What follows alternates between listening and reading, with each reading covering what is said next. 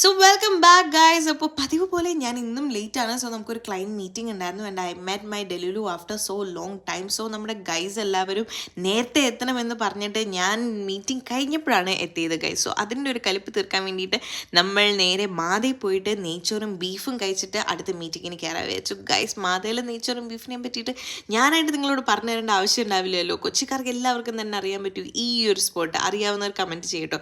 And നമ്മൾ ഒരുപാട് സ്വപ്നങ്ങളുടെ ഒരു തുടക്കം കുറിക്കാനായിട്ട് ചില കാര്യങ്ങളൊക്കെ ചെയ്യാനുണ്ടായിരുന്നു. അതൊക്കെ ചെയ്തതിന് ശേഷം നമ്മുടെ ഷബീർ ബ്രോ നമ്മളുടെ ഒരു സ്പെഷ്യൽ സാധനം കഴിക്കാൻ വാങ്ങിത്തരാൻ പറഞ്ഞിട്ട് വാങ്ങി തന്നു ഗൈസ്. സ്പെഷ്യൽ ഒന്നല്ല ഗൈസ്, ഇത് നമ്മൾ വീട്ടിൽ തന്നെ ഉണ്ടാക്കി കഴിക്കുന്ന ഒരു സാധനമാണ്. ആ സാധനം എന്താണെന്ന് മനസ്സിലായാൽ നിങ്ങൾ അതിനും കമൻറ്റ് ബിലോ. സോ അതിനുശേഷം നമ്മളുടെ നീനു പണ്ട് നേഴ്സ് ആയിരുന്നല്ലോ. സോ ആളുടെ ഒരു പേഷ്യൻറ്റിനെ കാണാമെന്ന് പറഞ്ഞു പോയി. അതും അറ്റൻഡ് ചെയ്തതിന് ശേഷം നമ്മൾ അടുത്ത മീറ്റിങ്ങിന് കയറുകയാണ്. സോ ഫോറം മോളിൽ വെച്ചിട്ടായിരുന്നു അടുത്ത മീറ്റിംഗ് ഉണ്ടായിരുന്നത് ആൻഡ് സൂപ്പർ ഹാപ്പി ആയിരുന്നു. അതിനുശേഷം നോക്കിയപ്പോഴത്തേക്കും അൺഎക്സ്പെക്റ്റഡ് ആയിട്ട് ഈ ഒരു ഗ്രൂപ്പിനെ കാണാൻ പറ്റി. അങ്ങനെ ഇന്നത്തെ ഒരു ഡേയും സൂപ്പറായിട്ട് ഇങ്ങനെ കഴിഞ്ഞു പോയി.